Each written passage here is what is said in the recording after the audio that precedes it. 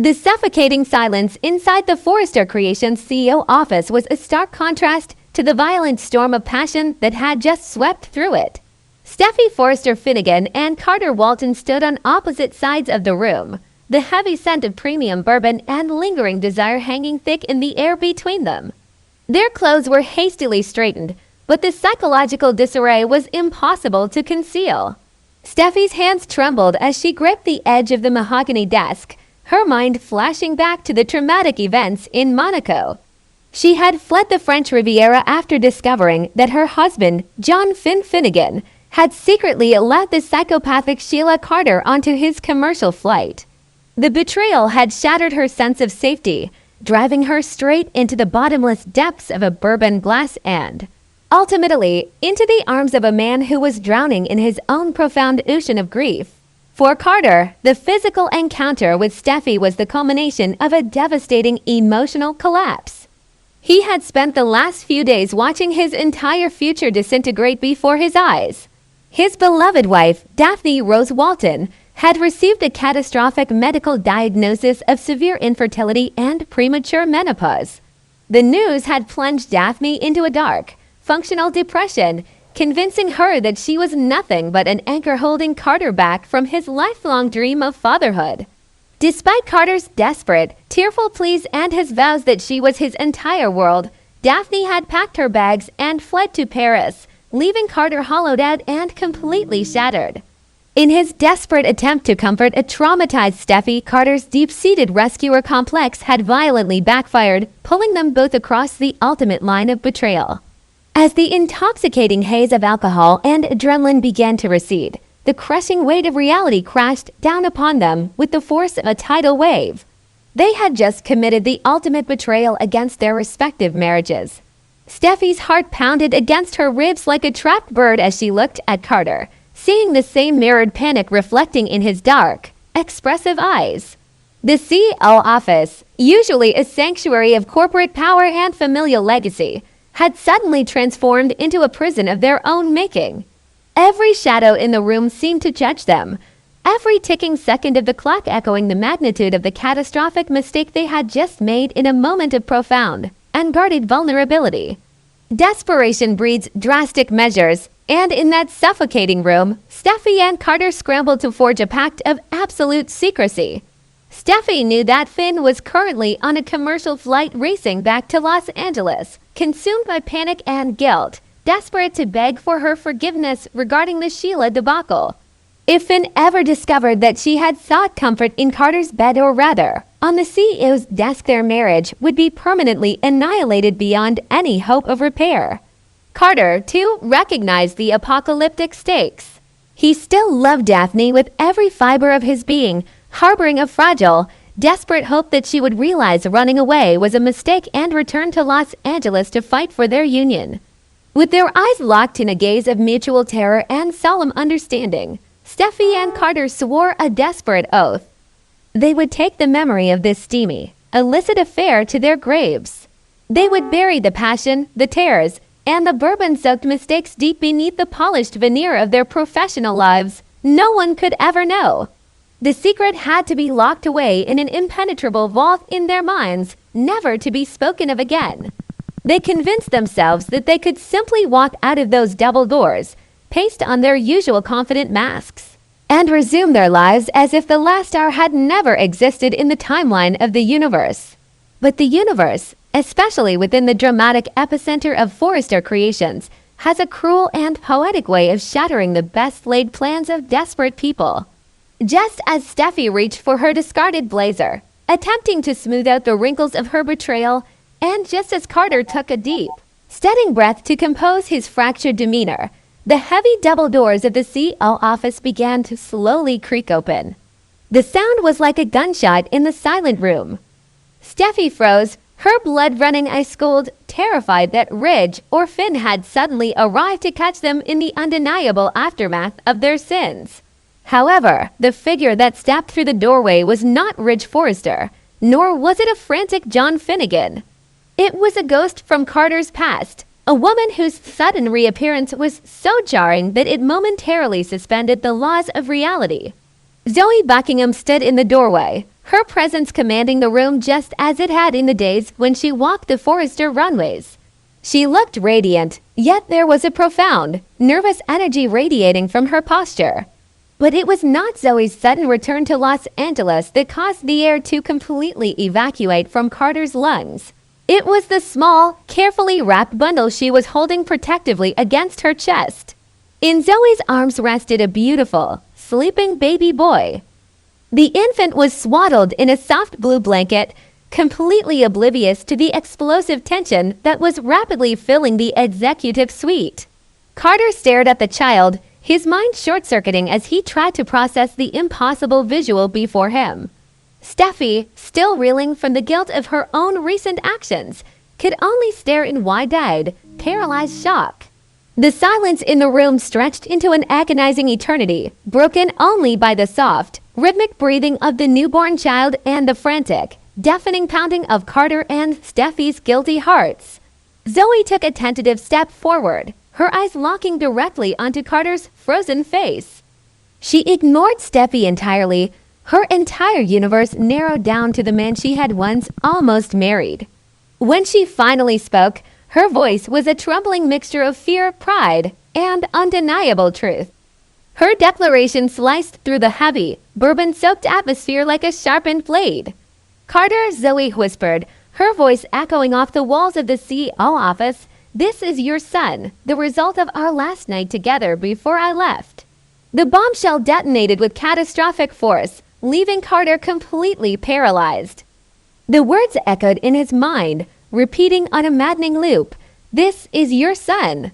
He staggered backward slightly, his knees suddenly weak as the sheer magnitude of Zoe's revelation washed over him. The timeline rushed through his brain. He remembered that final, passionate night with Zoe before she had packed her life away and fled Los Angeles for a fresh start in London. It had been a night of closure, a bittersweet goodbye between two people who had loved and lost each other in a whirlwind of lies and heartbreak. He had never, in his wildest dreams, imagined that their final embrace had created a life. Zoe, sensing his overwhelming shock, stepped further into the room, her protective grip on the baby tightening. She began to explain the massive secret she had been harboring across the Atlantic. She recounted her time in London, the terrifying realization that she was pregnant, and her ultimate decision to secretly give birth away from the prying eyes and toxic gossip of the Los Angeles fashion world.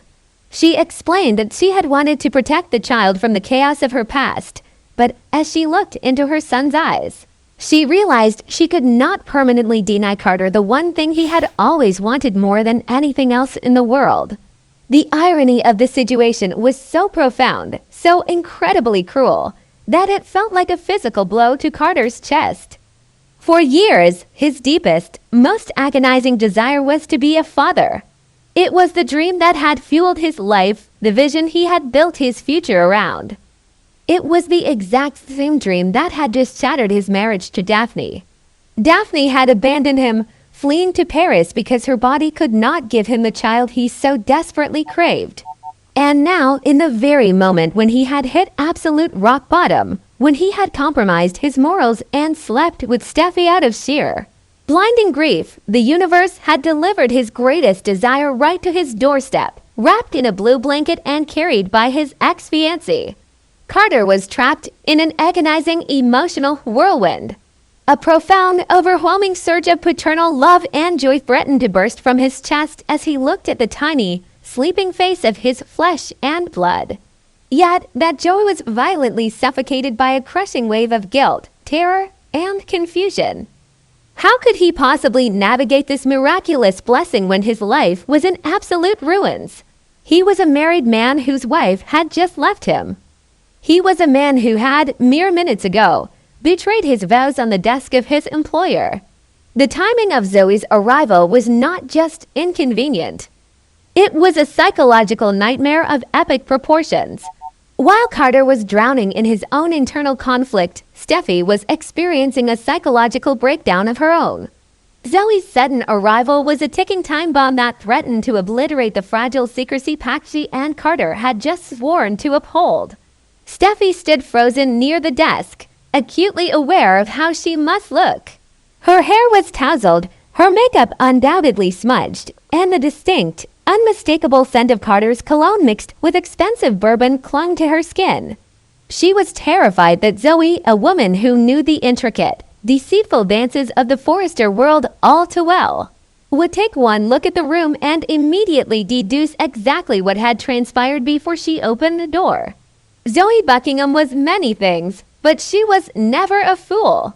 She had a sharp, observant eye, honed by years of navigating the treacherous waters of the fashion industry and the complicated romantic entanglements of the Forrester men. Steffi's mind raced with panicked calculations. If Zoe noticed the two empty crystal glasses on the side table, if she noticed the flushed, guilty panic on Steffi's face, the secret would be out. Zoe held the power to not only introduce a new heir to the Walton legacy, but also to completely annihilate Steffi's marriage to Finn before Finn even had the chance to land at Lax and beg for her forgiveness. The presence of this child threatened to tear Steffi and Carter's secrecy pact to absolute shreds. Steffi knew that a baby changes everything. A child demands light, truth, and structure. Carter, inherently a man of honor and deep responsibility, would absolutely want to step up and be a father to his son. But stepping into the light of fatherhood meant that a massive spotlight would suddenly be thrust upon Carter's personal life. The media, the family, and the entire Forrester Creations staff would be watching his every move, scrutinizing his emotions and his actions. Under that blinding spotlight, Steffi feared that Carter would crack. The psychological pressure of balancing his newfound fatherhood, the devastating loss of Daphne, and the dark, toxic secret of their affair would be too much for any man to bear. Steffi knew that if Carter's guilt consumed him, he might confess to the affair in a moment of weakness, seeking to cleanse his conscience as he embarked on his journey as a father. The baby was a beautiful miracle for Carter, but for Steffi, it was a catalyst for potential disaster that could bring her entire empire crashing down around her.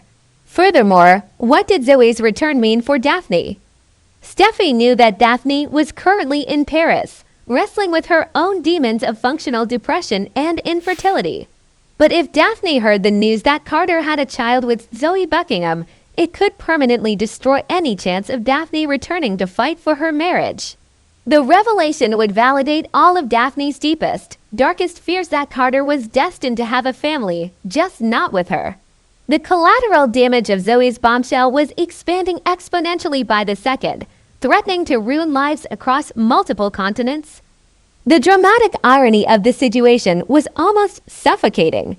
In the very room where Carter and Steffi had just engaged in an act of profound destruction, destroying their vows, betraying their spouses, and compromising their souls, a symbol of pure, innocent creation had been introduced. The CL office, a place of corporate ruthlessness, had become the epicenter of a massive human tragedy and a miraculous human blessing all at once. The emotional whiplash was enough to drive anyone to the brink of insanity, and both Carter and Steffi were teetering dangerously on that edge.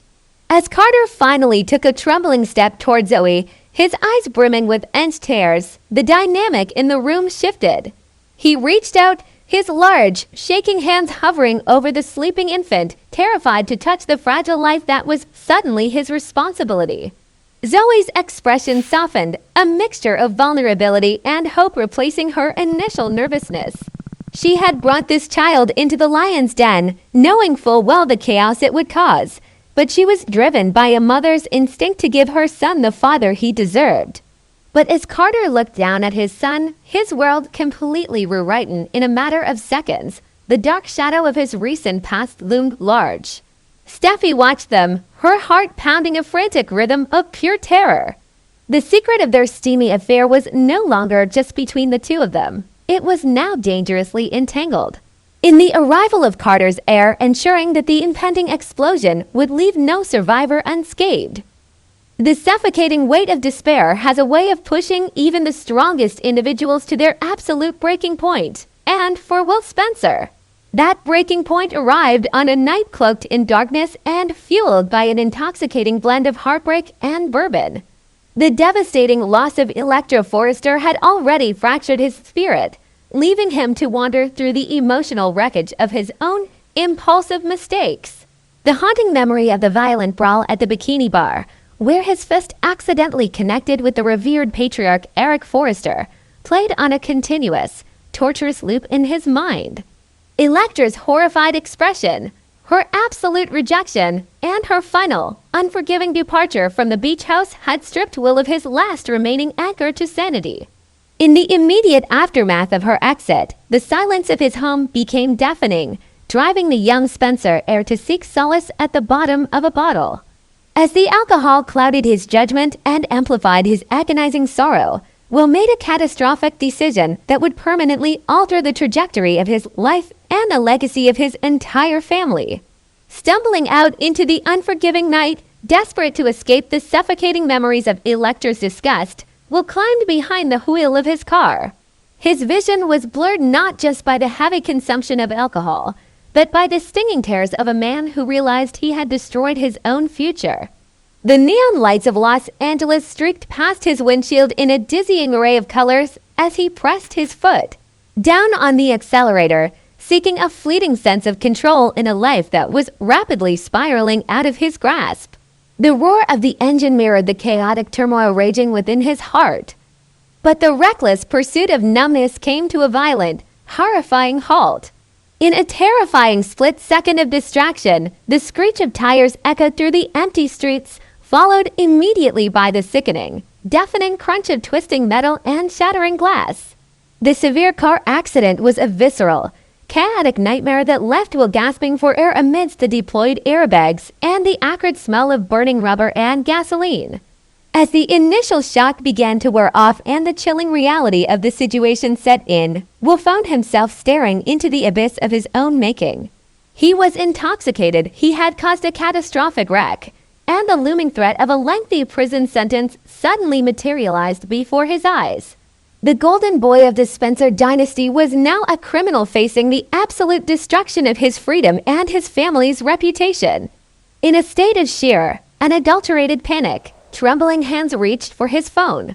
There was only one person in the world with the power, the resources, and the ruthless cunning to extract him from this living nightmare.